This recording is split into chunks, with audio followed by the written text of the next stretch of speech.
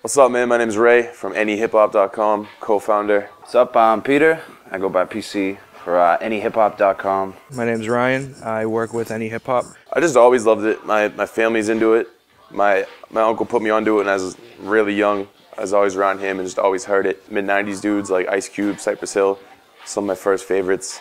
And I never really can remember the exact moment when I wanted to be a part of the culture. I just enjoyed every aspect of the culture and all the parts that I got to be involved in.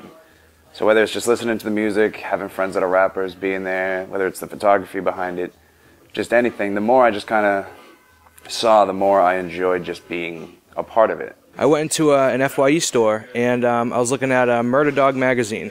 Had no idea what it was, but I saw there was a guy on the cover with spiky red hair and he looked pretty insane. So I was like, what is this guy? I want to check him out. So I listened to him. It was Tech N9ne and I was blown away. I mean, his lyrics were amazing. He had very loud instruments and it was something that really got me kind of wanting to hear more. My grandmother wanted to be cool and impress me and my uncle, so she got a Naughty by Nature shirt that said I'm down with OPP.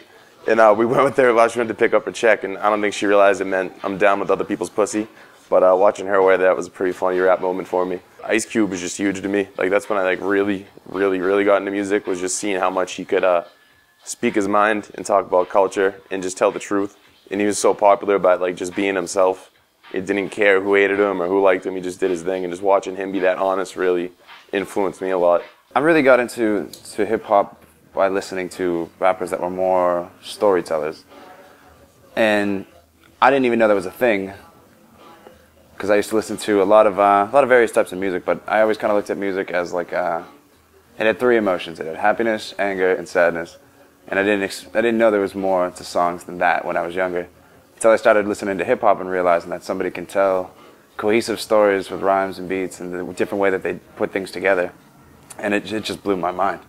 I didn't know how deep like music could really get when I was younger, until I really explored it, and I found the best sense of that in hip-hop. I remember being young and with my father, and when he'd drive me around, he would listen to Eazy-E, he'd listen to Rage Against the Machine, he listened to a lot of the old school artists, and it got me really liking them a lot more. And that's like the biggest thing that opened my eyes to hip-hop. I didn't realize how good it could be before Tech N9ne, but that's what really opened my eyes. And every time I think of like the first time I was really introduced to the culture and everything, it was actually through my father, surprisingly. So we just love rap. We used to come to New York all the time before the site.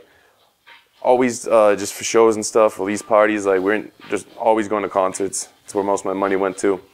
And we always have like this strange luck at shows. We used to always get backstage. Just like, I went to the Roots Festival, we ended up backstage. We always had that kind of luck, meeting artists and stuff. So one time we thought we were getting backstage at a Lupe show, and we didn't. And we were like, you know what, we should make a company to get backstage passes to shows, and we'll be like we started off as a joke, and we thought we were just going to have it be like a front. And then we did some interviews, and it turned into this real thing, and we realized we had something. We definitely didn't realize to the extent that we'd be doing it now. So it started off, we had a couple interviews, some local guys, then we kept reaching out to big names, thinking there's no way they'd respond, and some bigger names would get back to us. One of the first ones was Yellow Wolf, right after he signed Shady Records. And we realized if we can get something like that on a major label, we can do anything, and we've gone on to get some of the best artists out there, I think. We thought about it, and we never even really did anything with it until we did something with it. And it immediately clicked, and we wanted to make more out of it. We wanted to make it as legitimate as we possibly could. We wanted to make it the best we could.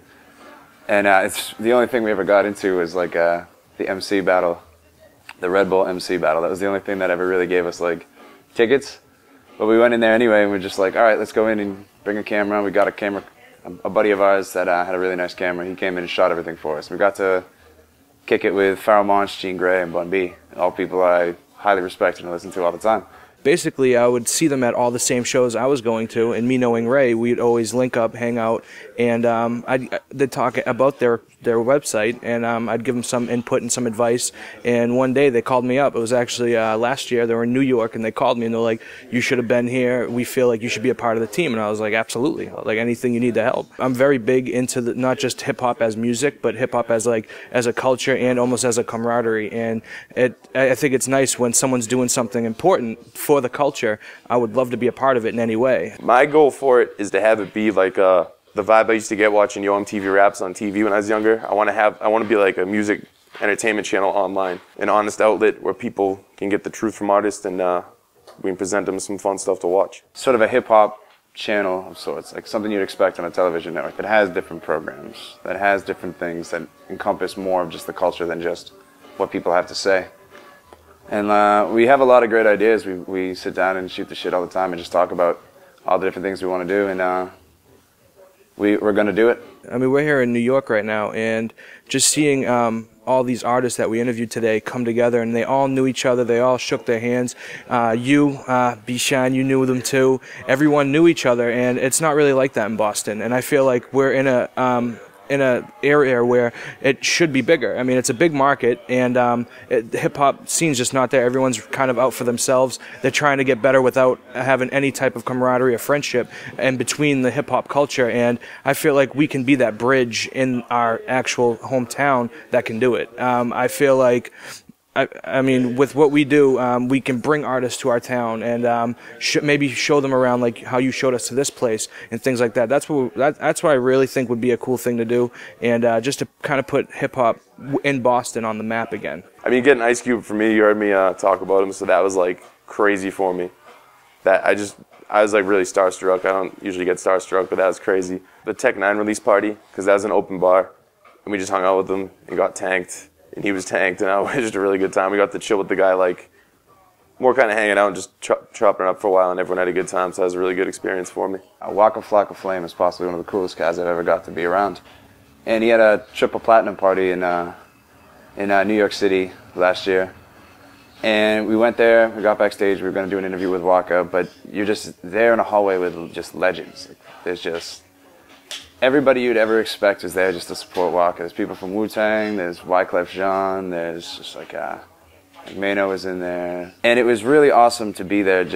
We rapid-fired interviews, similar to what we did today where we kind of have this little pop-up shop where we do interviews. We just walked up to people that we respect as legends and just said, excuse me, got some time for an interview. And we knocked out maybe 12. And it was just awesome to be in a scene, not have anything prepared, doing it all off the cuff and just winging it with people that you've been listening to for years. Me and Ray went to a CD listening party for Tech Nine in New York, and there wasn't supposed to be any interviews, anything like that, but we were there as press to, you know, review the album, kind of, and it was an open bar, and he remembered me from previous times I've met. I used to be on his street team, things like that, and me being very drunk and obnoxious, I was just asking him to do things when he was on the stage, but I asked him to rap over one of the songs, and he did it, and that actually turned into our biggest hit right now. You know what I mean? Just from me doing that. And then on top of that, he only gave 2 people interviews that night. He gave Source Magazine an interview, and then he gave us an interview. That's it, and everyone wanted one. So I thought that was cool, and right when we came down, he like thanked us for asking some serious questions during his little press run of the CD release party. I'd say the biggest challenge is we don't have a cosign, we don't have a budget, like just building it from scratch.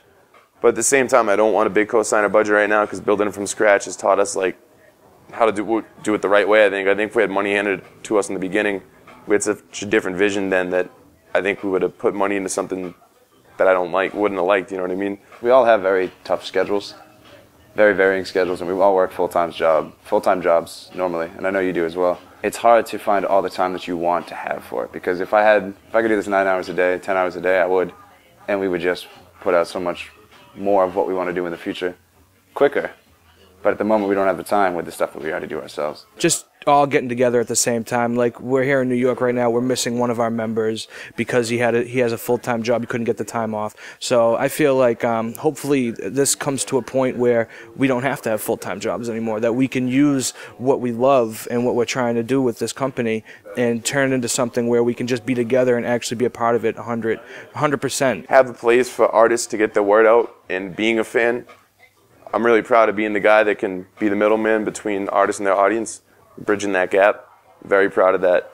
You know, I'm a huge fan of the culture, so having any sort of hand in getting their word out is just like mind-blowing to me. We say it all the time, like, we just don't get used to it. Like, it's not like it's a hassle to go interview artists. It's not a job. Like, I love every minute of it. It's a blast, so that's definitely the best part about it. I like where it's going, and I'm proud of it in itself. I'm proud in the overall scheme of things, and we gave a kid tickets to Schoolboy Q concert in Boston tomorrow, and that's something that it just makes me feel good to be able to make that kid's day, even if it's just one person, even if it's just that one thing. We can kind of connect with that one person and really make his day. Just being able to give back, even if it's something like that. It brought me close together with some real good friends who I consider brothers now. The fact that we're meeting all of these, in my opinion, legends, people who have inspired people, not just in the hip-hop type of way or for rap, but just people in general, fans, and people that have actually, like, you know, had better lives because of these artists. And the fact that we can go in there and introduce ourselves like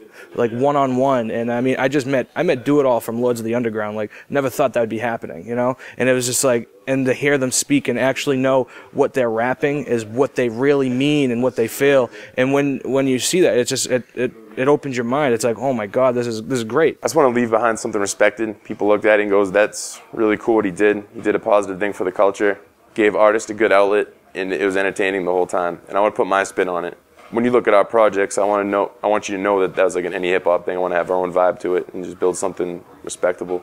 I want to be said and done with it, but it's going to exist long past myself. Like, I want to leave it to whoever else wants to keep doing it and make it into something that's bigger than just myself, Ray, and Ryan, and Jimmy, and just turn it into something that's lasting. That's my dream on it, and if that never happens, it never happens. But I'll be damned if it doesn't happen because we didn't work for it. I'm in this to have a good time and try to do what's best for the company and try to do what's best for hip hop in general. I mean, if that means, you know, I'd rather the whole unit leave a footprint than me personally. So, and I'd be willing to sacrifice that. So I feel like if any hip hop itself just leaves the footprint, not me personally, that's awesome. And anything I can do to help it, I will.